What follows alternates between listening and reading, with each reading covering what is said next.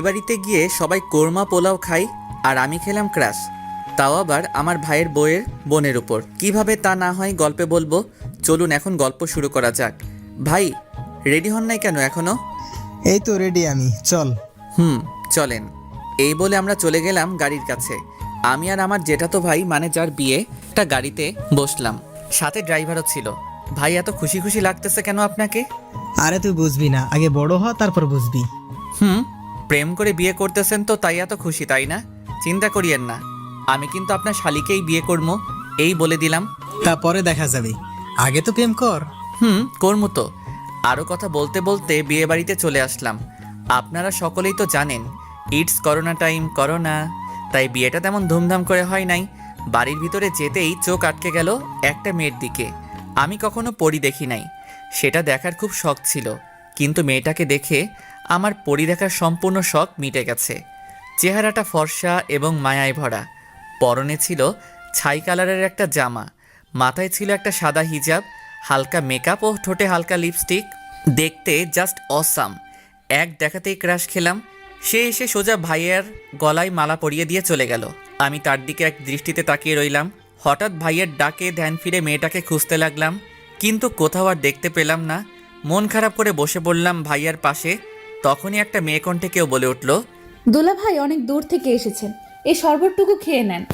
আমি উপরে তাকিয়ে দেখি সেই পরীটা, ঠুক্কু সেই মেয়েটা। আমি আবারও তার দিকে তাকিয়ে রইলাম। তখন বুঝলাম সে কিছুটা বিরক্ত অনুভব করতেছে, তাই আর তার দিকে তাকালাম না। মেয়েটি শরবত দিয়ে চলে গেল। তখন আমি বললাম, ভাইয়া, ও ভাইয়া, এই মেয়েটিকে একটু বলবেন? নাম জেনে তুই কি করবি? না তেমন কিছু না, প্লিজ ভাইয়া বলো না নামটা কি। মেয়েটির নাম মেঘলা আক্তার রিমু। তাই নাকি? ভালো, খুব ভালো। আপনি এইখানে বসেন, আমি ভিতর থেকে ঘুরে আসি। আচ্ছা যা। তখন আমি ভিতরে এসে রিমুকে খুঁজতে লাগলাম, কিন্তু কোথাও পেলাম না। তখন হঠাৎ চোখ গেল একটা রুমের দিকে। দেখি এখানে বউকে সাজিয়ে রাখা হয়েছে। ভাবির সাথে কিছু পিক নিয়ে ভাইকে দেখালাম। এরপর বিয়ের সকল কার্যক্রম শেষ হলো। এতক্ষণ ধরে আমার চোখ একজনকেই খুঁজতেছিল, আর সে কেউ না, সে হলো রিমু। শুনেছি বউয়ের সাথে নাকি বউয়ের 2 বোন যাবে, তাতে আমার মাথা ব্যথা নাই। কিন্তু আমাকে অবাক করে দিয়ে রিমু এসে বরের পাশে বসলো, সাথে আর একটা মেয়েও আছে। তার মানে রিমু ভাইয়ার শালি। মনে মনে অনেক খুশি হলাম, কারণ আজকে আমার ক্রাশ আর আমি বিয়ের গাড়িতে করে বাড়িতে যাচ্ছি। বিষয়টা ভাবা যায়। তখন ভাইকে বললাম, ভাই সকালের কথা মনে আছে তো? কি কথা? ওই যে বললাম আমার শ্বশুরবাড়ি আর আপনার শ্বশুরবাড়ি একটাই হবে। তাই নাকি? এরপর নতুন ভাবির সাথে কথা বলতে বলতে বাড়িতে চলে আসলাম। বাড়িতে এসে আমি রিমুর আশেপাশে ঘুরতে লাগলাম, কোনো কিছু দরকার আছে কিনা, কিছু লাগবে কিনা। তখন রিমু আমাকে বলল, এই যে শুভ ভাইয়া, এদিকে একটু আসেন তো। জি বলুন, কি বলবেন? আপনার সমস্যাটা কি একটু শুনি। কই কোনো সমস্যা নাই তো, আমার আবার কি সমস্যা হবে? যদি কোনো সমস্যাই না থাকে তাহলে আপনি আমার আশেপাশে এত ঘোরাঘুরি করতেছেন কেন? আপনার কি খেয়ে দিয়ে আর কোনো কাজ নেই? আছে তো, আপনাকে দেখার কাজ। কি? এই রে, কি বলে ফেললাম? কই কিছু বলি নাই তো। আপনি না বললেন আমাকে দেখার কাজ নাকি আপনার? তো এই কাজটা আপনাকে দিল কে বলুন তো দেখি। আরে বেআইন, এসব বাদ দেন তো। আর আপনার কিছু লাগলে আমাকে বলিয়েন, এখন আমি যাই।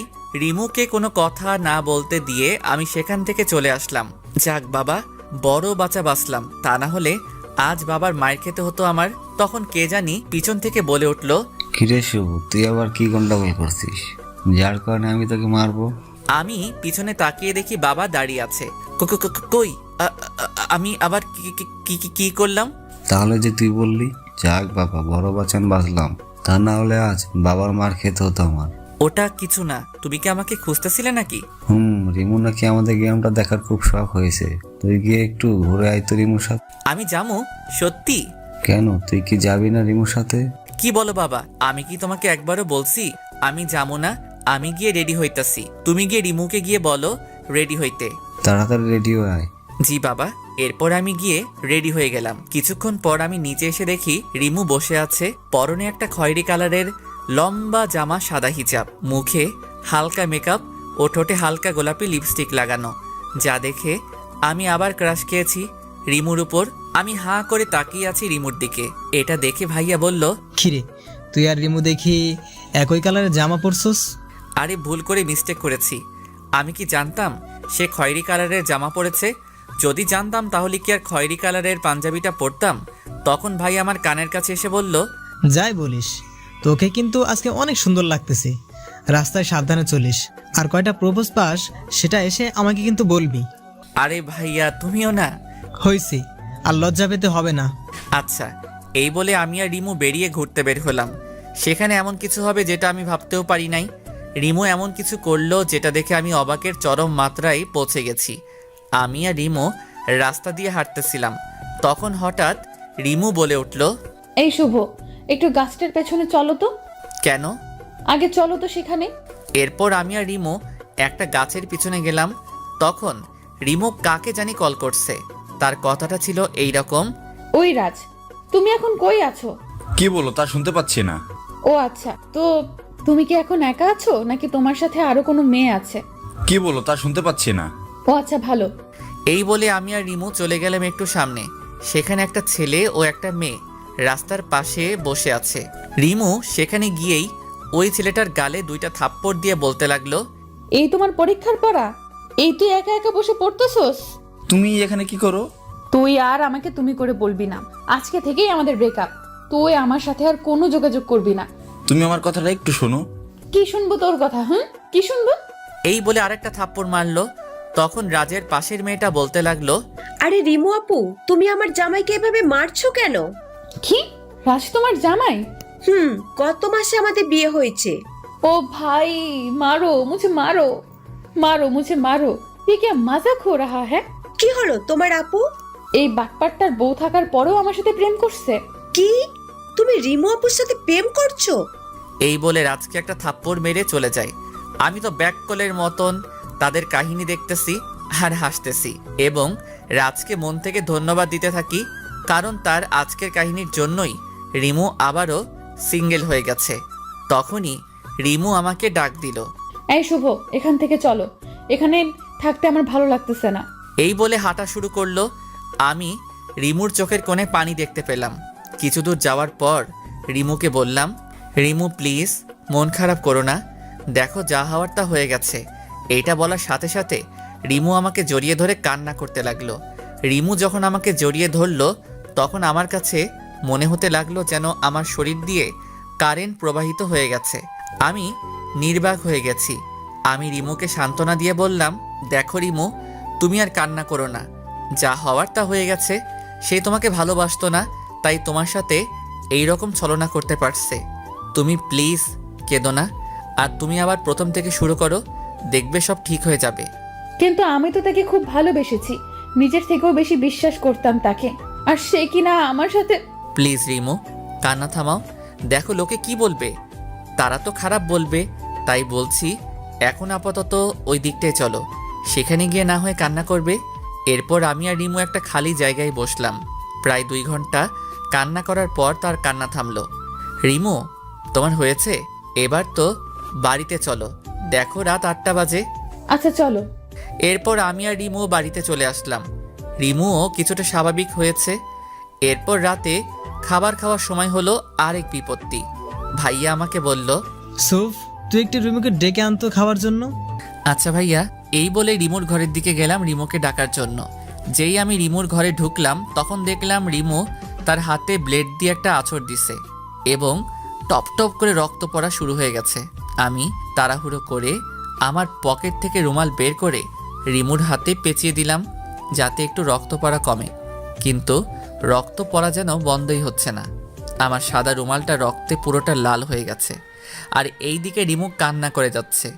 আমি রিমুকে ঠাস করে একটা থাপ্পড় মারলাম এবং বললাম, চুপ থাক, এখন এত কান্না কিসের? যে চলে গেছে সে তো গেছে, তার জন্য নিজের জীবন শেষ করা লাগবে নাকি? আমার কথা শুনে রিমু কিছুটা শান্ত হলো। এরপর আমি রিমুকে কোলে তুলে নিচে চলে গিয়ে ভাইয়াকে বললাম, ভাইয়া তাড়াতাড়ি গাড়ি বের করো, রিমুকে নিয়ে হাসপাতালে যেতে হবে। কেন, কি হয়েছে? আগে তুমি গাড়িটা বের করো।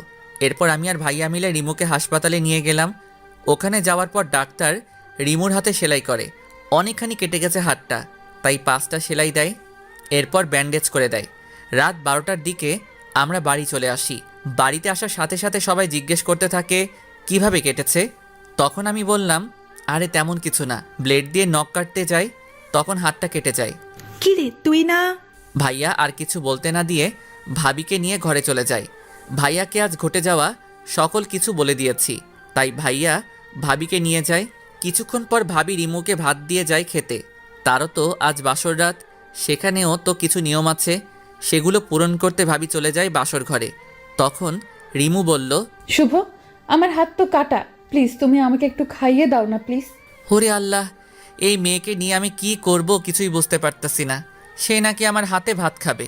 আমি একটু বিরক্ত হইছি, কারণ এর আগে আমি কাউকে খাইয়ে দেই নাই, তাই তার থেকে বেশি হইছি কারণ আমার ক্রাশ আমার হাতে খেতে চাইছে। তাই তখন রিমু আমাকে ডাক দিল। এই শুভ, কি হলো, খাইয়ে দিবে না? দিচ্ছি। এরপর রিমুকে খাইয়ে দিতে লাগলাম। কিছুক্ষণ পর রিমুর খাওয়া শেষ হলো, তখন তাকে পানি খাইয়ে দিতে যাব। তখন দেখি সে তার ডান হাত দিয়ে পানি খাইতেছে। আরে রিমুর তো বাঁ হাত কেটেছিল, আর সে তো ডান হাত দিয়ে সহজেই খেতে পারত। তখন আমি কিছুটা রাগী কণ্ঠে রিমুকে বললাম, এটা কি হলো? কই, কি আবার হবে? তোমার ডান হাতটা তো ভালো, তাহলে তুমি আমার হাতে খেলে কেন? ও মা, তাই তো। এই বলে রিমু একটা হাসি দিল। রিমুর এই হাসি দেখে আমার সমস্ত রাগ চলে গেল। আমি তার হাসি দেখতে লাগলাম। রিমু এটা বুঝতে পেরে হাসিটা বন্ধ করে আমাকে বলল, কি দেখতেছেন এইভাবে? তোমার হাসিটাকে। শুধুই কি হাসি দেখতেছেন নাকি আরো কিছু দেখতেছেন? তোমাকেও দেখতেছি, কত সুন্দর তুমি, সুন্দর তোমার এই হাসিটা, যেটা দেখে 1000 বছর কাটিয়ে দিতে পারবো আমি। তাই নাকি? এই রে, এটা কি বললাম আমি? সে যদি এখন কিছু মনে করে তাহলে তো প্রেম করার আগেই আমার ব্রেকআপ নিশ্চিত। মনে মনে বললাম। কি হলো, চুপ করে আছেন কেন? এটা বাদ দেন, আগে বলেন আপনি আমার হাতে খাবার খেলেন কেন? আপনার হাত তো ঠিকই আছে। আসলে আমার না নিজের হাতে খেতে একদমই ভালো লাগতেছিল না, তাই আমি আপনার হাতে খেলাম। প্লিজ রাগ করিয়েন না, কাল থেকে তো আর খাবো না। কেন খাবে না? বারে, কালকে তো আমরা চলে যাব, তাহলে খাবো কিভাবে? ও তাই তো। আর যদি আপনি চান তাহলে কিন্তু সকালে নাস্তা ও দুপুরের খাবার খেতে পারবো আপনার হাতে। সত্যি? 100% সত্যি। তো এত আপনি আপনি করতেছেন কেন? আমরা তো ফ্রেন্ড হতে পারি, তাই না? আপনি চাইলে আরো কিছু হতে পারি। কি হলো বলেন, আমরা কি ফ্রেন্ড হতে পারি না? অবশ্যই। তাহলে নো, আপনি অনলি তুই। আচ্ছা। এই বলে আমি প্লেট রাখতে উঠতে যাব, তখনই ভাবি এসে রিমুকে ঠাস ঠাস করে 2টা থাপ্পড় মেরে রিমুকে জড়িয়ে ধরে কান্না করতে লাগলো। এই, তোকে কে বলছিল হাত কাটতে? যদি শুভ না দেখতো তখন কি হতো তুই বল? তোর যদি কিছু হতো তাহলে তোর দুলাভাই কি করে আমাদের বাড়িতে মুখ দেখাতো? কি রে, চুপ করে আছিস কেন বল? আপু সরি রে, আসলে আমি তাকে খুব বেশি ভালোবেসেছিলাম, কিন্তু সে তো আমাকে খুব বড় একটা ধোকা দিল। আমি কখনো ভাবতেই পারি নাই সে আমাকে এইভাবে ধোকা দিবে। তাই বলে কি তোকে মরতে হবে? তখন আমার মাথা একটুও কাজ করতেছিল না, তাই এরকম একটা ভুল পদক্ষেপ নিয়েছি। ভাবি, যেটা হয়ে গেছে সেটাকে নিয়ে আর কথা বলে কি হবে? বাদ দেন তো। আর আপনি কি এখন ভাইয়ার কাছে যান। আর আজকে আপনাদের জীবনের সুখের দিন, এই দিনে কি কেউ কান্না করে? আর এমনিতে এখন রাত প্রায় 1:30 বাজতে চললো, কাল সকালে আবার উঠতে হবে তো। আচ্ছা যাচ্ছি। এরপর ভাবি চলে গেল, কিন্তু রিমু কান্না করেই যাচ্ছে, যেটা আমার মোটেও সহ্য হচ্ছে না। তাই আমি আবার রিমুর পাশে গিয়ে বসলাম এবং বলতে শুরু করলাম, এই তুমি এইভাবে কান্না করতেছো কেন? যা হওয়ার হয়ে গেছে, তুমি এখন ঘুমাও। আমার ঘুম আসছে না। আমি মাথায় হাত বুলিয়ে দেই। দাও। আমি রিমুর মাথায় হাত বুলিয়ে দিচ্ছি আর রিমুর মুখের দিকে তাকিয়ে আছি। তার চেহারাটা কত মায়াবী। এই মায়াবী কন্যাকে যদি আমার বউ হিসেবে পেতাম তাহলে খুব ভালোবাসতাম তাকে, কিন্তু সে কি কখন আমাকে ভালোবাসবে? এইসব ভাবতেছি, তখন দেখি যে রাত 2:13 বাজে। এইদিকে রিমুও ঘুমিয়ে গেছে, আমারও খুব ঘুম পাচ্ছে, তাই আমি আমার রুমে গিয়ে ঘুমিয়ে গেলাম। সকালে কারো ডাকে ঘুম ভাঙলো আমার, তাকিয়ে দেখি আব্বু ডাকছে। এই শুভ, তোর এত ঘুম কিসের? রাতে কি ঘুমাসনি? চুরি করতে গেছিলি নাকি? না তো, এই যে উঠতেছি। আমি ঘড়িতে তাকিয়ে দেখি যে এখন 9:30 বাজে, তাই তাড়াতাড়ি ফ্রেশ হয়ে রিমোকে দেখতে গেলাম। দেখি রিমো খাটের উপর বসে আছে আর কার সাথে যেন কথা বলতেছে। আমি তার চেহারাটা দেখতে পাচ্ছি না। তখন আমি রিমোকে উদ্দেশ্য করে বললাম, এই যে মিস রিমো, আমি কি ভিতরে আসতে পারি? আরে শুভ, তুই আয়, ভেতরে আয়। আমি ভিতরে গিয়ে দেখি রাজ বসে আছে এবং পাশে রাজের বউ বসে আছে। তাদের দেখে আমার মনটা খারাপ হয়ে গেল, কিন্তু রিমোর কথা শুনে বুঝলাম রাজ ক্ষমা চাইতে আসছে এবং রিমুও তাকে ক্ষমা করে দিয়েছে। রিমু মন থেকেও খুব ভালো, কারণ যদি ভালো না হতো তাহলে কি ক্ষমা করে দিত? না, অন্য কোনো মেয়ে হলে ক্ষমা করতো না। তারা চলে গেছে আমি রিমুকে জিজ্ঞাসা করলাম, এই তোর হাত ফ্রেশ হইছে? না রে, নাস্তা করছস? না রে, একটু করে দে তো। এই যে খাবার, আপু সকাল 8টার সময় খাবার দিয়ে গেছে, তুই খাইয়ে দিবি বলে এখনো খেতে পারিনি। এখন তাড়াতাড়ি খাইয়ে দে তো, ওষুধ খাওয়া লাগবে তো। দিচ্ছি। এই বলে রিমুকে খাইয়ে দিতে লাগলাম। তাকে খাইয়ে দিতে আমার খুব ভালো লাগতেছিল। আমি ভাবতেছিলাম যদি সারা জীবন এইভাবে তাকে খাইয়ে দিতে বললে আমি তাকে খাইয়ে দিতে পারবো। আউচ, ব্যথা পাইছি তো। রিমু শয়তানি হাসি হাসতেছে, যেটা দেখে আমি আবারও রিমুর প্রেমে পড়ে গেলাম। আচ্ছা সরি, আর দেবো না। ওকে। খাবার শেষে ওষুধ খেলো এবং তাকে ঘুমাতে বলে আমি নিচে এসে নাস্তা করতেছি। এমন সময় ভাইয়া এসে বলল, কিরে, আমার শালিকাকে তোর বুঝি খুব পছন্দ হয়েছে? আমি কিছুটা লজ্জা মিশ্রিত কণ্ঠে বললাম, আরে ভাইয়া তুমিও না।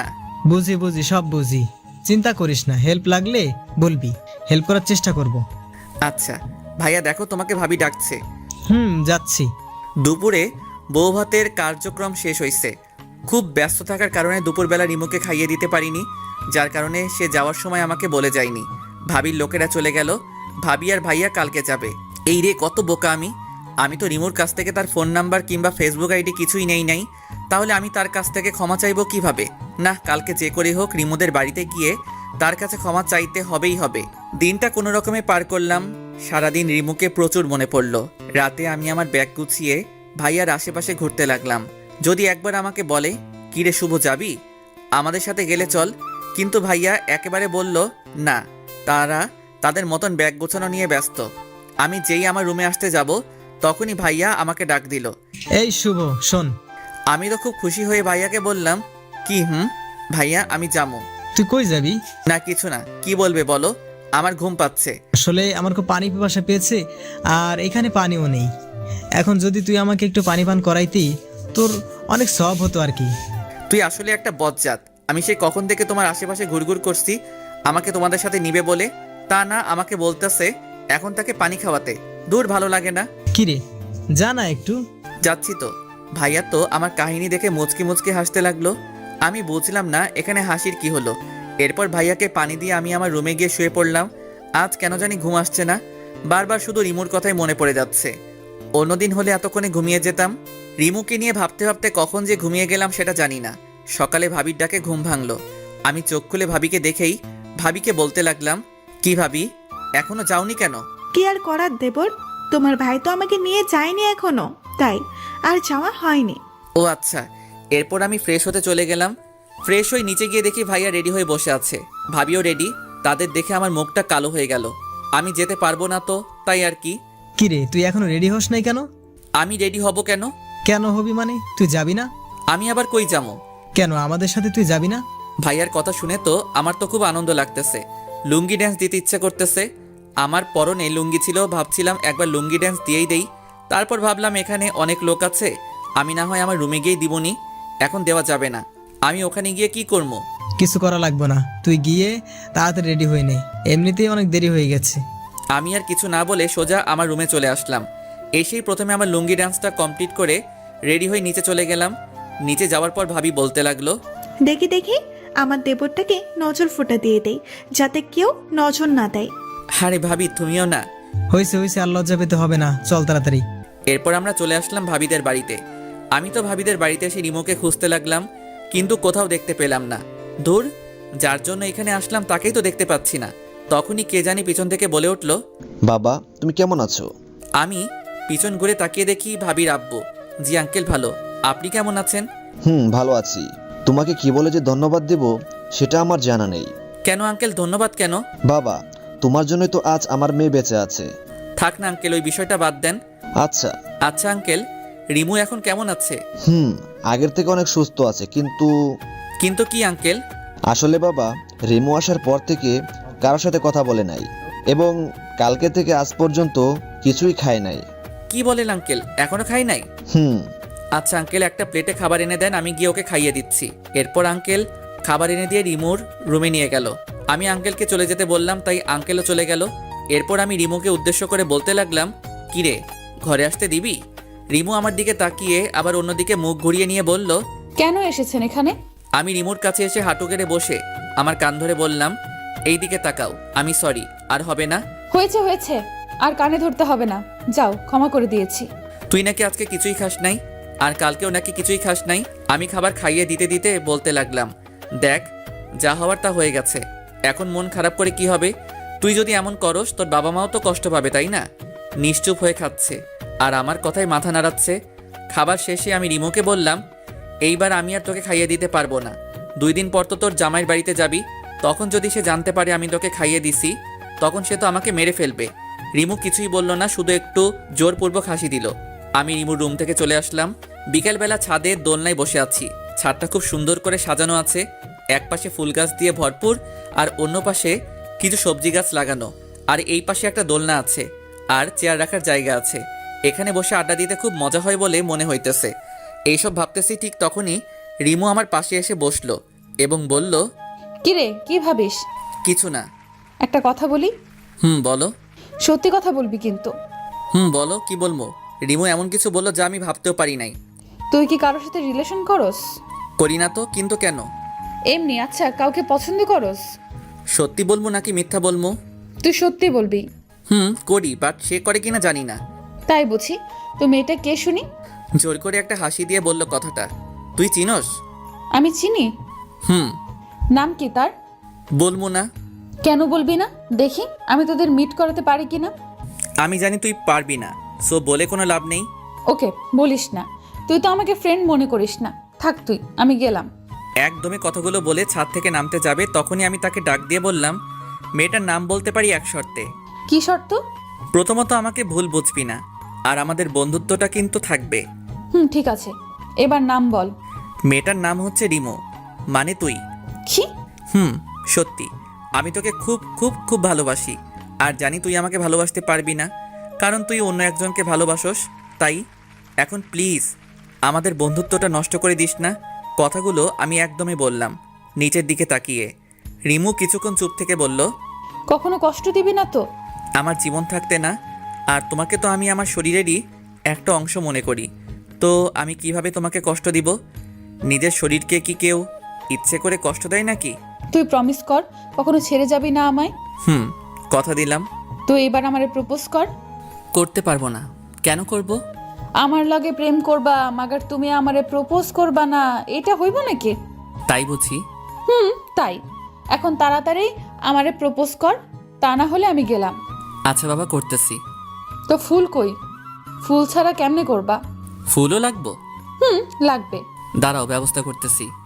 এরপরে আমি পকেট থেকে একটা কাগজ বের করলাম, সেটা দিয়ে কাগজের একটা শাপলা ফুল বানিয়ে রিমুর সামনে হাঁটু গেড়ে বসে বলতে লাগলাম, আমি জানি না কিভাবে ভালোবাসাতে হয়, কারণ আমি কখনো কাউকে আমার জীবনসঙ্গী হিসেবে ভালোবাসিনি। আমি ভালোবাসতে চাই তোমাকে, আমি খুশি রাখতে চাই তোমাকে সব সময়। তুমি রাগ করলে তোমার রাগ ভাঙাতে চাই আমি হতে চাই আমার তোমার মনের মতো। Because I love you Rimu, I really really really and really love you. Do you love me Rimu? I do, and I love you too Shubho. এই বলে আমার হাত থেকে ফুলটা নিল এবং বলল, প্লিজ কখনো ছেড়ে যেও না আমাকে, কখনো যাবো না। রিমু তখন আমাকে জড়িয়ে ধরল। তখন আমার মনে হচ্ছিল আমার শরীর দিয়ে যেন কারেন্ট বয়ে যাচ্ছে। সে এক অন্যরকম ফিলিংস। এই তুমি কি করছো? ছাড়ো আমাকে, কেউ দেখে ফেলবে তো। দেখলে দেখুক, তাতে আমার কি। তখনই কেউ একজন পেছন থেকে হাতে তালি দিয়ে উঠল। তখন রিমু আমাকে ছেড়ে দিল। পিছনে তাকিয়ে দেখি কেউ একজন দাঁড়িয়ে আছে। এরপর ভালো করে তাকিয়ে দেখি এ তো ভাইয়া, তার মানে ভাইয়া আমাদের দেখেছে। তখন ভাইয়া বলল, বাহ বাহ বাহ, খুব ভালো। আমার ভাই দেখি 5G। রিমুর সাথে দেখা হতে হতেই রিলেশন শুরু করে দিয়েছি। না ভাইয়া, আসলে রাখ তোর ভাই, আমি তো ভাবছিলাম তুই মজা করছিলি, এখন তো দেখি সত্যি সত্যি তুই রিমুর সাথে প্রেম করতেছস। আসলে জিজু হয়েছে কি, আর তুমি কেমন মেয়ে, তোমাকে প্রপোজ করার সাথে সাথে কি তোমার অ্যাকসেপ্ট করতে হবে? কিছুদিন তাকে ঘোরাবা, এরপরে না হয় রিলেশন শুরু করতা। এইটা বলে ভাইয়া হাসতে শুরু করলো। আমি তো পুরাই ভেবাচাকা খেয়ে গেছি। ভাইয়া এটা বলে কি? তার মানে কি ভাইয়া আমাদের মেনে নিয়েছে? রিমু জানো, তোমার বোনের পিছনে আমি 6 মাস ঘুরেছি, এরপর সে আমার সাথে রিলেশন শুরু করেছে। আর তুমি? এই ভাইয়া আমাকে মেনে নিছে দেখে তোর সমস্যা হইতেছে কি? যাও, তুমি গিয়া ভাবির কাছে থাকো, আর আমি আমার পরিটাকে নিয়ে থাকি। যাও তো এখান থেকে। রিমু তো লজ্জায় লাল হইয়া যাইতেছে। এরপর ভাইয়াকে এক প্রকার জোর করে ঘরে পাঠিয়ে দিলাম আর রিমুকে আবার জড়িয়ে ধরলাম। এইভাবে দিনগুলি যেতে লাগলো। দেখতে দেখতে 6 মাস কেটে গেল আমাদের রিলেশনের। এর মাঝে ঝগড়া, ঘুরতে যাওয়া, একে অপরকে খাইয়ে দেওয়া তো ছিলই। আজ শুক্রবার বন্ধুরা সবাই মিলে ঠিক করলাম আজকে ঘুরতে যাবো। সবাই সবার গার্লফ্রেন্ডকে নিয়ে যাবে, তাই আমিও রিমুকে কল দিলাম আমাদের সাথে যাওয়ার জন্যে। টুট টুট টুট। হ্যালো শুভ, বলো। জানো তুমি কি করতেছো? এই তো শুয়ে আছি। তুমি কি করতেছো? এই তো কিছু না। আচ্ছা তুমি কি আজকে ফ্রি আছো? না তো, কিন্তু কেন? আসলে আমরা সব বন্ধুরা মিলে ঠিক করছিলাম আজ সবাই সবার গার্লফ্রেন্ডকে নিয়ে একসাথে ঘুরতে যাব, তাই আর কি। ও সরি জান, আজ আমি যেতে পারবো না, প্লিজ রাগ করিও না। আজ না আমি একটু অসুস্থ, তাই আর কি। কি হয়েছে তোমার? না তেমন কিছু না, সামান্য একটু জ্বর। আচ্ছা বাই, পরে কথা বল মনে। ওকে বলে কলটা কেটে দিলাম। কি আর করার, আমি মনটা খারাপ করে ঘরে শুয়ে রইলাম 2 ঘন্টা। তখন সিফাত কল করে যা বলল তা শুনে তো আমার মাথায় আকাশ ভেঙে পড়ল। রিমু সে আমার সাথে এমনটা কেন করলো? আমি তো তাকে সত্যি ভালোবেসেছিলাম, তো সে আমার সাথে এমন কেন করলো? 2 ঘন্টা পর সিফাত কল করে বলল, দোষ, তোর গার্লফ্রেন্ড রিমু কই রে? কেন রে? তোকে বলতে বলছি, তুই তাড়াতাড়ি বল। সে তো অসুস্থ, বাসায় নাকি শুয়ে আছে। তাই নাকি? কেন রে? রিমু কি তোরে সত্যি ভালোবাসে? বাসে তো। কেন, কোনো সন্দেহ আছে নাকি?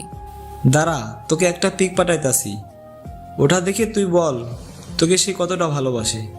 এরপর সিফাত আমাকে একটা পিক পাঠায়, যেটা দেখে আমার মাথায় আকাশ ভেঙে পড়ে। পিকটা ছিল এইরকম, যেখানে রিমু একটা ছেলের সাথে পার্কে বসে আছে, তাও আবার খুব কাছাকাছি বসে আছে।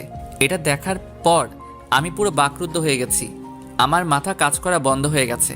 যাকে আমি এতটা ভালোবাসতাম সে কি করে আমার সাথে এমনটা করতে পারলো? আমার শরীরটা মনে হয় নিস্তেজ হয়ে যাইতেছে। হঠাৎ মাটিতে পড়ে গেলাম, আর কিছু মনে নেই। চোখ খুলে দেখি আমি শুয়ে আছি বিছানার উপরে। চারিদিকে অন্ধকার হয়ে গেছে, আমার পাশে কেউ নেই। ঘড়ির দিকে তাকিয়ে দেখি রাত 3টা বাজে। বিছানা থেকে উঠতে যাব, তখন দেখি মাথাটা ব্যথা করতেছে, উঠতে পারলাম না। পাশে মোবাইলটা রাখা, মোবাইলটা হাতে নিয়ে দেখি রিমু আমাকে 50টা কল দিয়েছে। রিমুর নামটা আমার ফোনের স্ক্রিনে দেখে আমার রাগটা আরও বেশি বেড়ে গেল। আমি তো তার সাথে ছলনা করিনি, সে আমার সাথে কেন করলো এমনটা? সে যদি আমাকে ভালো নাই বাসে তাহলে আমাকে বলে দিত। সে আমাকে ভালোবাসে না, তাহলে এমন ছলনা করলো কেন? না, আর না, এই মেয়েকে আমি আর ভালোবাসবো না। এইসব চিন্তা করতেছি, আর তখন মাথা ব্যথা আরও বেড়ে গেল। আমি আবারও জ্ঞান হারিয়ে ফেললাম। আমি চোখ খুলে দেখি আমার পাশে মা বসে আছে। চারিদিকে তাকিয়ে দেখি ভাইয়া, ভাবি এবং তাদের পাশে রিমো দাঁড়িয়ে আছে, আর তার চোখগুলো ফোলা দেখা যাচ্ছে, হয়তো রাতে কেঁদেছে। সে কান্না করবে কেন এটা আমি বুঝলাম না। তখন আম্মু বলে উঠল, কিরে বাবা, এখন তুই কেমন আছিস? এই তো ভালো। তোর কি হয়েছিল? জ্ঞান হারিয়ে মাটিতে পড়েছিলি কেন? জানি না আম্মু, হঠাৎ মাথা ব্যথা শুরু হলো, এরপর আর কিছু মনে নেই। তো আমি খাটের উপরে আসলাম কিভাবে? তোকে রাতে খাবার খাওয়ার জন্য আমি ঘরে ডাকতে চাই, তখন দেখি তুই মেঝেতে পড়ে আছিস। তখন তোর বাবা আর তোর ভাই তোকে খাটে শুইয়ে দেয়। ও আচ্ছা, আম্মু তোমরা রুম থেকে একটু বাইরে যাও তো, আমি রিমুর সাথে কিছু কথা বলবো। আমার কথা শুনে সবাই রুম থেকে চলে গেল, শুধু রিমু দাঁড়িয়ে আছে। তখন আমাকে বলল, কেমন আছো? আমি কেমন আছি তা জেনে তোর কি? তুই গিয়ে তোর নতুন প্রেমিকের সাথে থাক। এসব তুমি কি বলছো? কেন তুই বুঝিস না? আমি তো তোকে ভালোবেসেছিলাম, কেন তুই এমনটা আমার সাথে করলি? আরে কি করছি সেটা তো আগে বলবা। কেন, কালকে কার সাথে পার্কে গিয়েছিলি? কে হয় সে তোমার? তুমি কি করে জানলে? এই দেখ, এটা দেখে। ও এইটা দেখে? এতে হাসির কি হলো? তোর এই হাসি এখন ভালো লাগতেছে না। তাই বুঝি। তো এই পিকটা দেখে তোমার এই অবস্থা? কেন হইব না? তুই আমাকে বললি তুই অসুস্থ, এখন তুই অন্য ছেলেদের সাথে ঘুরতে যাস। আমার জানটা দেখে আমার উপর রাগ করেছে। ওই, তুই কজনকে জান বানাস? কাল সারাদিন যার সাথে ঘুরলি তাকে বলস, আর আজকে আমায় তুই জান বলতে চাস? তোর কাহিনীটা কি? আরে মেরি জান, ওইটা তো আমার ফুফাতো ভাই ছিল, তার সাথে আমি ডাক্তারের কাছে গিয়েছিলাম। তখন সে আমার মন ভালো করতে আমাকে নিয়ে পার্কে গিয়েছিল। তো এটা আগে বলনি কেন? আমি কি জানতাম এত কিছু হয়ে যাবে যে? আচ্ছা কান ধরছি, আর হবে না। প্লিজ কখনো ছেড়ে যেও না, আমি তোমাকে ছাড়া বাঁচতে পারবো না। হ্যাঁ তা তো দেখলামই আজকে। I love you Rimo, I really really really love you.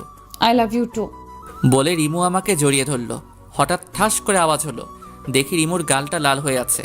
কে মেরেছে দেখার জন্য তাকাতেই যাকে দেখলাম তাকে দেখার জন্য আমি মোটেও প্রস্তুত ছিলাম না। তাকে দেখার পর মনে হলো আমি যেন ভূত দেখছি। এ তো ভাবি। আসলে ভাবি আমার আর রিমুর রিলেশনের কথা কিছুই জানতো না। তাকে দেখে আমরা দুইজনই একে অপরকে ছাড়িয়ে নিলাম। তখন রিমু বলল, আপু তুমি এইখানে? কি করতেছো তুই এখানে শুভর সাথে? আসলে আপু আমি না শুভকে খুব ভালোবাসি। আমি তাকে ছাড়া বাঁচবো না। প্লিজ আপু এমন কিছু করো না যাতে আমার শুভ আলাদা হয়ে যায়। প্লিজ আপু। শুভ, রিমু যা বলছে তা কি সত্যি? হ্যাঁ ভাবি, রিমু যা বলছে সব সত্যি। আমিও রিমুকে খুব ভালোবাসি। আমিও তাকে ছাড়া বাঁচবো না। প্লিজ ভাবি এমন কিছু করো না যাতে আমরা আলাদা হয়ে যাই প্লিজ। কতদিন থেকে তোমরা রিলেশন করতেছো? ভাবি প্রায় 6 মাস। তুই আজ মাথা ঘুরে পড়ে গেছিলি কেন? রিমু কি তোকে কিছু বলেছিল নাকি? না মানে আসলে ভাবি, আসলে আমি সন্দেহ করেছিলাম রিমুকে নিয়ে। আমি মনে করেছিলাম রিমু আমার সাথে ছলনা করতেছে। তাই এই বিষয় নিয়ে অতিরিক্ত টেনশন হচ্ছিল আমার, যার ফলে মাথায় খুব চাপ পড়ে এবং মাথা ঘুরে পড়ে যায়। তো এখন কিসের সন্দেহ আছে? না ভাবি কোনো সন্দেহ নেই। আপু রিমুকে চুপ করিয়ে দিয়ে ভাবি আবার বলল, রিমু তুই চুপ থাক, আমি আগে শুভর সাথে কথা বলি, এরপর তোর সাথে কথা বলতেছি। আচ্ছা আপু। শুভ, তোমাদের রিলেশনের কথা ঘরে কে কে জানে? ভাবি শুধু ভাইয়া জানে, আর কেউ না। কি তোমার ভাই তোমাদের ব্যাপারটা জানে অথচ আমাকে কিছুই বলে নাই? আজ তার একদিন কি আমার একদিন। আরে ভাবি রাগ করো কেন? আমি ভাইয়াকে বলেছিলাম তোমাকে যাতে না বলে, বললে যদি কোনো সমস্যা হতো তাই। তার মানে তুমি বুঝাইতে চাইতেছো আমার কারণে তোমার ক্ষতি হয়? ভালো তো, ভালো, খুব ভালো। আরে আমার জানোটা দেখি রাগ করছে। রাখো তোমার জানো, আমি কারো জানো নয়। আমি তো তোমার খালি ক্ষতি করি। আর একটা কথা কি জানো তুমি? তোমার আর রিমোর ব্যাপারে আমার বাবা মার কাছে বলছিলাম। তারা বলছিল তোমরা দুইজনে যদি রাজি থাকো তাহলে তারা তোমাদের বিয়ে দেবে, তাদের কোনো আপত্তি নেই। সত্যি? খুশি হয়ে লাভ নেই। আমি এখনই আমার বাবা মাকে বলবো তোরা একে অপরকে বিয়ে করতে চাস না। আর ভাবি আর কিছু বললো না। এই দেখো ভাবি আর কিছু বলো না। এই দেখো কানে ধরেছি। আর কখনো কোনো কিছু তোমার থেকে গোপন করব না। প্লিজ এইবারের মতন ক্ষমা করে দাও জানু, প্লিজ। জি না, তা হবে না। আমি তো তোমার খালি ক্ষতিই করি, তাহলে কেন তুমি এখন কান ধরতেছো? ক্ষমা করবে না তো? ওকে করা লাগবো না, যাও। আমি তো খারাপ ছেলে, আমাকে ক্ষমা করবে কেন? আর আমি তো খুব বড় অপরাধ করেছি যার ক্ষমা হয় না, তাই তো? রাগ দেখিয়ে বললাম, কারণ সোজা কথা এখন কাজ হবে না, তাই আমিও একটু উল্টা পার্ট লইলাম ভাবির সাথে। আমার দেবরটা দেখি আবার রাগও করতে জানে। থাকো তুমি তোমার রাগ নিয়ে, আমি চাই। এই বলে ভাবি রিমুকে নিয়ে চলে গেল। এটা কি হলো? সব সময় তো দেখি আমি রাগ করলে আমার আবদারগুলো পূরণ করে, আর আজকে চলে গেল। ভাবি যাওয়ার পর আমার কেমন জানি কষ্ট হতে লাগলো। আর খালি মনে হচ্ছে এই বুঝি আমি আমার রিমুকে হারিয়ে ফেলেছি। এইদিকে কাল দুপুর থেকে কিছুই খাইনি, খুব ক্ষুধাও পেয়েছে। এইদিকে সকাল পেরিয়ে দুপুর, দুপুর পেরিয়ে বিকাল হয়ে গেছে, কিন্তু কেউই আমার জন্য খাবার নিয়ে আসলো না। তাই আমি ঘর থেকে বের হলাম আর আম্মুকে ডাকতে লাগলাম, আম্মু, ও আম্মু, আম্মু ক্ষুধা লাগছে তো খুব, কিছু কি খেতে দিবা? আমার কথার কোনো উত্তর পেলাম না। আর ঘরটা কেমন জানি শান্ত শান্ত লাগতেছে, মনে হইতেছে ঘরে কেউ নেই। এরপর খাবার টেবিলের দিকে চোখ যেতেই দেখলাম খাবার প্লেটে খাবার পাশে একটা শপিং ব্যাগ এবং একটা চিঠি লেখা। চিঠিটা পড়ে তো যেন আমি খুশিতে নাচতে লাগলাম। চিঠিতে লেখা ছিল, কি করতে বলছি, তুমি তো দেখি খুব রাগ করো। আচ্ছা এবার রাগ করাটা বাদ দিয়ে খাবারটা খেয়ে শেরওয়ানিটা পরো, তোমার শ্বশুর বাড়িতে চলে আসো। তোমার বউ তোমার জন্য অপেক্ষা করতেছে, এতে তোমার জানো। আহা কি আনন্দ আকাশে বাতাসে, আহা কি আনন্দ আকাশে বাতাসে। আজকে আমি যাবো আমার শ্বশুর বাড়িতে। আহা কি আনন্দ আকাশে বাতাসে। 30 মিনিটের ভিতর খাবার খেয়ে রেডি হয়ে বাইক নিয়ে বেরিয়ে পড়লাম শ্বশুর বাড়ির উদ্দেশ্যে। আমি বাইক চালাচ্ছি আর ভাবতেছি এত সহজে সবাই সব কিছু মেনে নিবে তা আমি কখনো ভাবতেও পারি নাই। আমি আজ আমার স্বপ্নের রানীকে আমার করে পাবো, ভাবতেও খুব ভালো লাগতেছে। আর কিছু দূর বাকি। আমি বাইক চালাচ্ছি তো চালাচ্ছি, ঠিক তখনই আমার সামনে একটা পিচ্চি বাচ্চা চলে আসে। আমি তখন পাশ কাটিয়ে যেতে চাই, ঠিক তখনই একটা ট্রাক এসে সোজা আমাকে ধাক্কা মারে আর আমি খুব জোরে একটা চিৎকার দিয়ে নিচে পড়ে যাই। আমি রক্তাক্ত অবস্থায় পড়ে আছি, আমার চোখগুলি বন্ধ হয়ে আসছে, সব কিছু ঝাপসা ঝাপসা দেখছি। তখনই মনে হইল রিমু আমাকে বলতেছে, শুভ জানো আমাদের না টুইন বেবি হবে। আমার আর কিছু মনে নেই। অন্যদিকে আম্মু আব্বুকে বলতেছে, কি গো, শুভ কোথায়? সে এখনো আসছে না কেন? আমার না খুব চিন্তা হচ্ছে তারে নিয়া। তুমি ওকে একটা কল করো না গো প্লিজ। এই বলে আব্বু আমাকে কল করলো, বাট আব্বু শুনতে পারলো আপনি যে নাম্বারে কল করেছেন তা এই মুহূর্তে বন্ধ আছে, কিছুক্ষণ পর আবার চেষ্টা করুন, ধন্যবাদ। এটা শোনার পর আব্বুরও চিন্তা হতে লাগলো। এরপর আব্বু ও ভাইয়া আমাকে খুঁজতে চলে গেল বাসায়, কিন্তু সেখানে গিয়ে দেখে বাসায় তালা লাগানো। তারা কি করে বুঝতে পারছে না, তাই আব্বু ও ভাইয়া দুজনে আমাকে খুঁজতে দুই দিকে চলে গেল। তারা দুইজনে সারা দিন রাস্তায় রাস্তায় ছিল, কিন্তু আমাকে পেল না। তারা 1টার দিকে বাসায় গিয়ে বসলো। এদিকে আম্মু তো কান্না করতে করতে শেষ। কান্না করছে রিমু ও ভাবি দুইজনই। শুধু কান্না করছে না আব্বু ভাইয়া, কারণ ছেলেরা নাকি কান্না করতে জানে না তাই।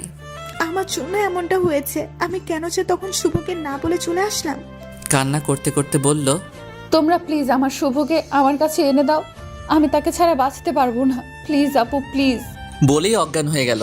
আব্বু ও ভাইয়া আমাকে পাগলের মতো খুঁজতেছে, কিন্তু কোথাও পাইতেছে না।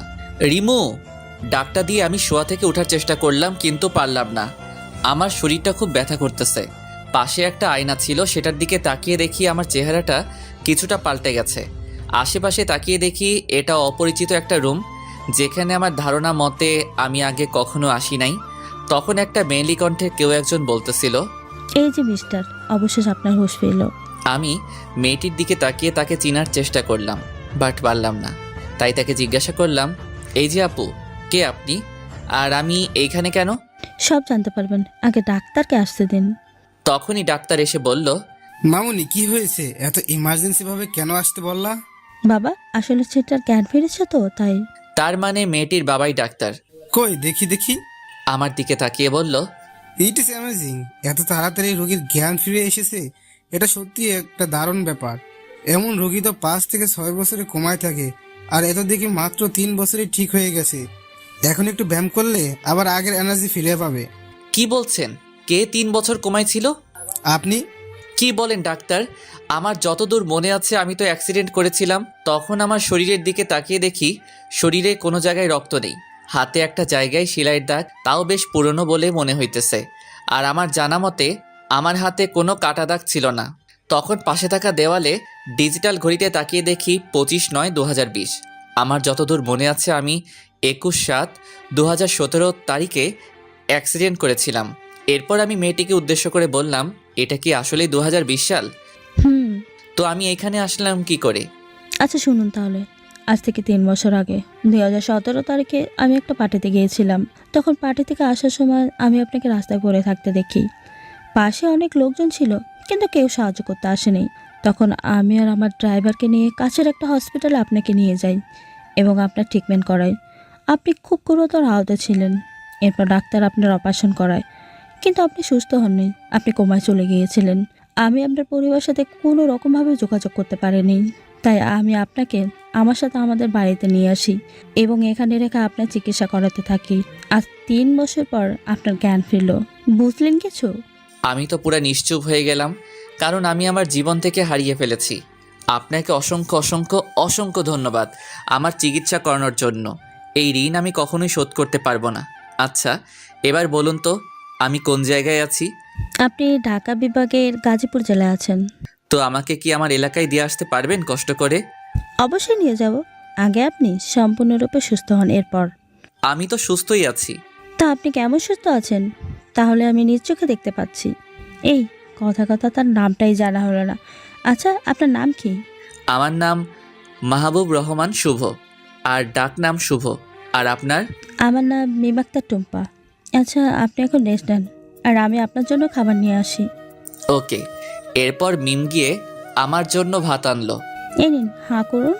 আমি পারবো, আপনাকে কষ্ট করতে হবে না। কতটা পারবেন তা আমার জানা আছে। নিন, এবার হাঁ করুন তো দেখি। আমি কোনো কথা না বলে খেতে লাগলাম। কিছুটা আনইজি ফিল করতেছিলাম, কিন্তু কিছু বলিনি। বললে হয়তো আমার খাওয়া হতো না। তাই 3 মাস পর ডাক্তার আঙ্কেল ও মিমের কেয়ারিংয়ে আমি এখন সম্পূর্ণ সুস্থ। আগামীকাল আমি এবং মিম চাঁদপুরে যাব, তাই আজ আমরা শপিং মলে গেলাম শপিং করতে। আমি চলে গেলাম উত্তরা শপিং কমপ্লেক্সে। সেখানে গিয়ে যা দেখলাম আমি আমার চোখকে বিশ্বাস করতে পারলাম না। রিমু রিমু এখানে কি করতেছে? আর ছেলেটাকে তাও আবার একসাথে হাঁটতেছে। আমার কথা শুনে মিম আমাকে বলল, এই যে শুভ, তুই এখানে রিমুকে কোথায় দেখছিস? সে তো থাকে চাঁদপুর, তাই না? আমি মিমকে হাতের ইশারায় রিমুকে দেখালাম আর বললাম, ওই দেখো রিমু। আর এই ছেলেটাকে তো আমি চিনি না। মিম রিমুর দিকে চলে গেল, কিন্তু এই তাকে আর পেল না। এরপর আমি আর মিম মিলে সারা শপিং মলে রিমুকে খুঁজলাম, কিন্তু কোথাও পেলাম না। হঠাৎ আমার চোখ রাস্তার দিকে গিয়ে পড়ল। তখন দেখলাম ছেলেটি রিমুর হাত ধরে রাস্তা পার হচ্ছে। আমার বুঝতে আর বাকি রইল না ছেলেটি রিমুর কি হয়। আমি দৌড়ে রিমুর কাছে গেলাম, কিন্তু তাকে আর পেলাম না। তারা গাড়ি নিয়ে চলে গেছে। এরপর মিম আমার কাছে আসলো এবং আমাকে বলতে লাগলো, দেখ শুভ, কাল তো আমরা চাঁদপুর যাচ্ছি। কালকে না হয় দেখা যাবে এটাই সত্যি রিমু ছিল নাকি তোর মনের ভুল। আচ্ছা চলো এখন কিছু শপিং করি। চল। এরপর আমরা শপিং করতে গেলাম। আমার শপিংয়ের প্রতি কোনো মন নেই, শুধু একটাই কথা মাথায় ঘুরপাক খাচ্ছে, আর সেটা হলো রিমুকে নিয়ে। রিমু সত্যি বিয়ে করে ফেলেছে নাকি এটা আমার মনের ভুল, নাকি অন্য কোনো সম্পর্ক আছে রিমুর সাথে ওই ছেলেটার? কি রে শুভ, তুই এত কি ভাবছিস? মিমের কথায় আমার ঘোর কাটলো। কই কিচ্ছু না তো। কিছু না হলেই ভালো। এই তো শপিং করা শেষ হয়েছে। এই তো প্রায় শেষ। কেন বলতো? না মানে মাথাটা খুব ব্যথা করতেছে তো তাই আর কি। কি তোর মাথা ব্যথা করতেছে? আর তুই আমাকে বলতেছিস কেন? এখন বললাম তো। তো বাসায় চল, আমি টিপো দেব না। চল। একটুবার বাসায় চলে আসলাম। এরপর আমি শুয়ে রইলাম ঘুমানোর জন্য। বারবার শুধু রিমুর কথাই আমার মনে পড়তেছে। কখন যে ঘুমিয়ে গেলাম তা আর খেয়াল নেই। সকালবেলা মিমের ডাকে ঘুম ভাঙে, তাই আমি উঠে ফ্রেশ হয়ে রেডি হয়ে গেলাম। এরপর আমি আর মিম গাড়ি নিয়ে চলে গেলাম চাঁদপুরের উদ্দেশ্যে। দীর্ঘ 6 ঘন্টা পর আমরা এসে পড়লাম আমার চিরচেনা শহর চাঁদপুরে। এখানে প্রায় সব কিছুই পরিবর্তন হয়েছে। এখন আমি দাঁড়িয়ে আছি আমাদের বাড়ির সামনে। তখনই রিমু ঘর থেকে বের হলো। আমাকে দেখে চিৎকার দিয়ে বলতে লাগলো, শুভ, তুমি এসেছো? এসেই আমাকে জড়িয়ে ধরলো আর বলতে লাগলো, শুভ, তুমি কেমন আছো? এতদিন কই ছিলা তুমি?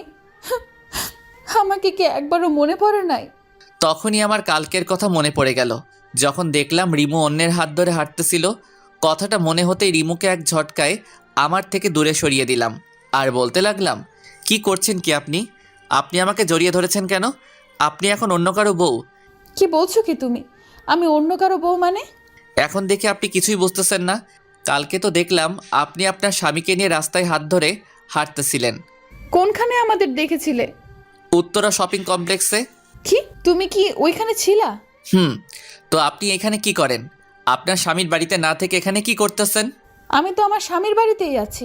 মানে? সেটা না হয় পরে জানবে, আগে বলো এই মেয়েটিকে। এটা আমার বউ। আমার কথাটা শোনার জন্য রিমু মোটেও প্রস্তুত ছিল না। কথাটা শোনার পর রিমুর চোখ দিয়ে পানি পড়তে শুরু হলো। কেন জানি তার চোখের পানি আমাকে খুব কষ্ট দেয়।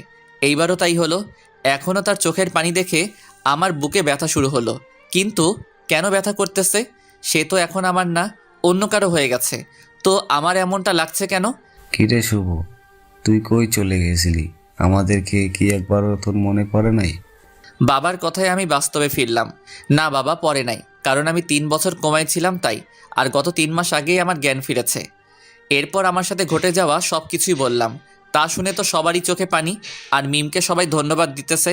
আমি বাবাকে জিজ্ঞেস করলাম, বাবা রিমু এখানে কি করে? কি আর বলবো, সেদিন যখন তুই আর আসলি না, সেদিন থেকেই খুব কান্না করতে থাকে। তোর ছবি বুকে নিয়ে ঘুমাই। কিছুদিন পর রিমুর জন্য পাত্র দেখতে থাকে তার বাবা মা, কিন্তু রিমু তাদের পরিষ্কার করে জানিয়ে দেয় যে সে তোকে ছাড়া আর কাউকে বিয়ে করবে না। তাই আমাদের এখানে চলে আসে। ও তাহলে সে গাজীপুর কেন গেছিল? সেখানে রিমুর ছোট বোনকে বিয়ে দেওয়া হয়, তাই সেখানে ঘুরতে যায়। প্রথমে যেতে মানা করে, এরপর আমাদের জোড়াজুড়িতে যায়। আর কালকে সে আসছে এখানে। তার মানে আমি রিমুকে ভুল বুঝে কষ্ট দিয়েছি। এখন কি করি? যাই গিয়ে ওর রাগটা ভাঙাই। এরপর আমি রিমুর কাছে গেলাম। আমি কি আসতে পারি? কেন আসবে? আপনি কি খুব রেগে আছেন আমার উপরে? না, কেন রেগে থাকবো? আচ্ছা সরি। আপনি এখন সরি বলতেছেন কেন? রিমু কথাটা কান্না করতে করতে বলল, আমার পাগলিটা যে আমার উপরে রাগ করে আছে তাই। আপনার পাগলি কি? আপনি গিয়ে আপনার বউয়ের কাছে যান। আমার হবু বউ তো আপনি, তো আপনার কাছেই তো আমি আসবো তাই না? না, আসবেন না। আপনি ওই মেয়েটার কাছে যান। কোন মেয়েটা? তখন যাকে আপনার বউ বলেছিলেন তার কাছে। আমাদের কিন্তু এখনো বিয়ে হয়নি। তো আমার কি?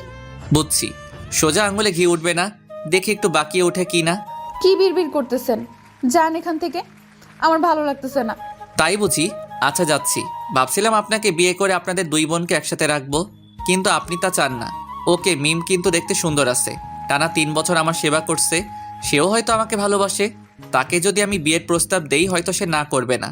তাহলে যাই, আপনাকে তো পেলাম না, আপনি তো আমাকে এখন সহ্যই করতে পারো না। এই কুত্তা, বিলাই, হাঁস, মুরগি, তুই কই যেতেছস? আর এক পা যদি সামনে যাস তোর পা ভেঙে দিব। চুপচাপ এখানে আয়। পা ভাঙবে কেন? কচি খোকা, কিচ্ছু বোঝে না। প্রেম করবা তুমি আমার সাথে, অপেক্ষা করা আর রাখবা তুমি আমারে, আর বিয়া করবা তুমি ওই শাকচুনিটারে? অসম্ভব। কেন, তাকে বিয়ে করলে কি হইব? আপনি তো এখন আর আমাকে ভালোই বাসেন না। এটা বলার দেরি রিমু আমাকে জড়িয়ে ধরার দেরি করে নাই। রিমু সোজা এসে আমাকে জড়িয়ে ধরে বলতে লাগলো, তোমরা কেন আমাকে এত কষ্ট দাও? আমাকে এত কষ্ট দিতে কি তোমাদের ভালো লাগে? রাজ আমাকে ভালোবাসা শিখিয়ে অন্যকে বিয়ে করে নিল, আর তখন তো আমি মরে যেতে চেয়েছি। কেন বাঁচালি? আর বাঁচালে যখন আবার ভালোবাসা শিখাইলেই বা কেন? তুই জানোস তোর জন্য কত কান্না করছি আমি? তুই কি এটা বুঝছস? তোকে আমি কতটা ভালোবাসি তুই কেন বুঝিস না? তোকে ছাড়া আমি বাঁচতে পারবো না, আমি মরে যাব। প্লিজ শুভ, আমাকে ছেড়ে যেও না প্লিজ, খুব ভালোবাসবো তোমায়। আমি তাকে শক্ত করে জড়িয়ে ধরে বললাম, আমার পাগড়িটাকে ছাড়া তার এই পাগলটাও তো প্রাণহীন দেহের মতন। I love you Shubho, I really really love you. Please কখনো ছেড়ে যেও না। মরার আগ পর্যন্ত যাব না। তখনই আমাদের শত্রু মানে আমাদের রোমান্সে বাধা দিতে প্রতিবারের মতন এইবারও চলে আসলো আমার জানু ওরফে ভাইয়ের বউ মানে আমার ভাবি। এই যে দেবুজি, এখন সব রোমান্স বাদ দেন, যা করার বিয়ের পরে করিয়েন। আমি আর রিমু তো লজ্জায় লাল, নীল, হলুদ, সবুজ, বেগুনি হয়ে গেলাম। আর লজ্জা পেতে হবে না, নিচে চলুন, সবাই আপনাকে ডাকছে। এরপর আমি, রিমু আর ভাবি নিচে সবার কাছে গেলাম। তখন বাবা বলতে লাগলো, শুভ, তোর আর রিমুর বিয়েটা পরের সপ্তাহে আমরা ঠিক করেছি, তুই কি বলিস? তোমরা যা ভালো বোঝো তাই হবে। আচ্ছা ঠিক আছে। আজ বিয়ের দিন। রিমুর শাড়ি পরা একটা পিক দেখলাম, সেখানে তাকে দেখতে অস্থির দেখা যাচ্ছিল। এরপর আমরা রিমুর বাড়িতে গেলাম। বিয়ের সকল কার্যক্রম শেষ হলো, খুব ভালোভাবে শেষ হলো। রাত 11:50। বন্ধু বান্ধবীরা বলছে ঘরে যেতে, কিন্তু অজানা এক ভয় লাগছে, যার কারণে ঘরের ভিতরে ঢুকতে ভয় করতেছে। কি জানি কি হয় সেই কথা ভাবতেই অবশেষে সকল ভয়কে জয় করে আমি রুমের ভিতরে প্রবেশ করলাম। সেখানে দেখি রিমু ইয়া বড় একটা লম্বা ঘোমটা দিয়ে বসে আছে। আমি রিমুকে উদ্দেশ্যে একটা সালাম দিলাম, আসসালামু আলাইকুম। রিমু মাথা তুলে দেখে আমি এসেছি। তখন রিমু উঠে এসে আমার পায়ে ধরে সালাম করলো। আমি মজা করে বললাম, দীর্ঘজীবী হও মা, স্বামী সংসার নিয়ে সুখে থাকো, আর কখনো স্বামীকে কষ্ট দিবা না এবং স্বামীর সকল কথা মেনে চলবা। কি, আমি তোর মা লাগি তাই না? দেখাচ্ছি তোরে মজা। এই বলে আমাকে খাটে ফেলে দিল। এই কি করছো কি? চলো আগে গিয়ে 2 রাকাত নফল নামাজ পড়ে নেই। চলো। এরপর আমরা নামাজ পড়ে আসলাম। রিমু আমার বুকের উপর মাথা রেখে বলতেছে, প্লিজ শুভ, কখনো ছেড়ে যেও না আমায়। যাব না। এই বলে আমরা হারিয়ে গেলাম ভালোবাসার অতল গভীরে। সকালে রিমুর ডাকে ঘুম ভাঙলো। এরপর উঠে গেলাম আর রিমুকে পেছন থেকে জড়িয়ে ধরলাম। আরে কি করছো? কিছু না তো। আচ্ছা, এখন গিয়ে গোসল করে এসো। আরো 5 বছর পর। আব্বু আব্বু, ঘুম থেকে উঠো, আম্মু না আমাকে মারছে। রাইসার ডাকে আমার ঘুমটা ভেঙে যায়। আপনারা ঠিকই ধরেছেন, রাইসা আর কেউ না, সে হলো আমার কিউট পিচ্চি মেয়ে। আরেকজনও আছে, আর সে হলো রিহিকা। হ্যাঁ, আমাদের টুইন বেবি হয়েছে। তোমার আম্মু কেন তোমাকে মারছে? আব্বু ও না চুলি করে চকলেট খাইছে আর আম্মু বলে মারছে, তুমিও মারো। এইদিকে আসো রাইসা প্রিন্সেস, আমার কাছে এসো। এরপর রাইসা আমার কাছে আসলো। রাইসা আমার কাছে আসে, আমি তার 2 গালে 2টা পাপ্পি দিয়ে রিহিকাকে বললাম, এবার খুশি তো রিহিকা মামুনি? বাবা তুমি পচা, তুমি শুধু ওকে আদর করো, আমারে করো না। তাই বুঝি মামুনি, তুমিও এইদিকে আসো। এরপর রিহিকাকেও 2টা পাপ্পি দিলাম। এবার খুশি তো? বাবা আমরা দুজনেই খুশি। এরপর রিমু আসলো। এখানে বাবা মেয়েরা মিলে কি করা হচ্ছে? বাবা, আম্মু এসেছে, তাকেও একটু বকে দাও। তাই নাকি? এরপর আমি রিমুকে যা করলাম তার আপনাদের না জানলেও চলবে, বাকিটা না হয় আমার মধ্যেই থাকুক। বোঝেনি তো আপনারা, ব্যক্তিগত বলতে কিছু আছে তো নাকি? গল্পটা কেমন হলো প্লিজ জানাবেন। আর যারা পরবর্তী পার্ট গল্প পেতে আমাদের চ্যানেলটি সাবস্ক্রাইব করে পাশে থাকা বেল আইকনটি বাজিয়ে দিন। সবাই ভালো থাকবেন, সুস্থ থাকবেন। দেখা হবে পরের গল্পে। আল্লাহ হাফেজ। মানুষ কি নিয়ে এত অহংকার করে? আজ মরলে কাল 2 দিন। তোমাকে হারানোর ভয় ছিল, এখন আর আমার সেই ভয়টা নেই, কারণ তুমি তো হারিয়ে গেছো আমার জীবন থেকে। কেন এত কষ্ট দিলে আমায়, যার কারণে আজ আমি ছন্নছাড়া? এই হৃদয়ের প্রতিটা অংশে আছে তোমার ফিরে আসার প্রতীক্ষায়। এই পৃথিবীতে প্রিয় মানুষগুলোকে ছাড়া বেঁচে থাকাটা কষ্টকর, কিন্তু অসম্ভব কিছু নয়। মানুষ সবচেয়ে বড় ভুলটা ঠিক তখনই করে যখন সে কারো প্রতি অনেক বেশি দুর্বল হয়ে যায়। তোমার আমার মধ্যে দূরত্ব 100 মাইলের, কিন্তু চোখ বন্ধ করলেই তুমি আমার পাশে। কাউকে ছেড়ে থাকাটা খুব কষ্টের, কিন্তু তার চেয়েও বেশি কষ্টের হলো সে আসবে না জেনেও তার জন্য অপেক্ষা করা। বাস্তবতার অজুহাতে যে তোমাকে ভুলে থাকে সে কোনোদিন তোমাকে ভালোই বাসেনি। হাজার ব্যস্ততার মাঝেও একটুখানি সময় বের করে তোমার খোঁজ খবর রাখে, সেই তোমাকে সত্যিকারের ভালোবাসে। তুমি এখন মিথ্যের স্বপ্নের সাগর, যে সাগরের প্রতি রাতে ডুব দিয়ে নিজেকে হারিয়ে ফেলি। ভালোবাসার মানুষটাকে যতটা সহজ করে তোলে ঠিক ততটাই হিংসা করে তোলে, হয়তো তার চেয়েও বেশি। কারো মন নিয়ে কখনো খেলা করবেন না। মন সবসময় কম জিনিস, অল্প আঘাতেই অনেক কষ্ট পায়। এই জগতে সবচেয়ে সুখী মানুষ সেই যার প্রিয়জন তাকে বুঝতে পারে। না সে পারিবারিক সম্পর্ক, না আছে রক্তের সম্পর্ক, তবুও সুখে দুঃখে বিপদে আপদে যে মানুষটা পাশে থাকে সেই তো প্রাকৃত বন্ধু। নিয়তি এমন এক জিনিস, 1 মিনিট আগেই আপনি হাসবেন, আবার 1 মিনিট পরেও আপনি কাঁদবেন। পৃথিবীতে আবেগ না চললেও আমার মতো কিছু কিছু মানুষের কাছে আবেগের মূল্য অনেক। কিছু কিছু মানুষ বেঁচে আছে আবেগগুলোকে নিয়ে।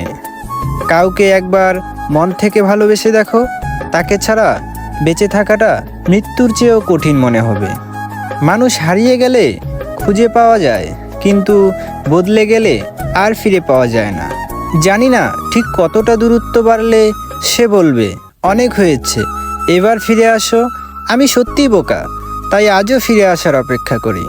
বলবো না ভালোবাসি, করব না জোর, চাইলে ফিরে আসিস, জায়গাটা শুধু তোর।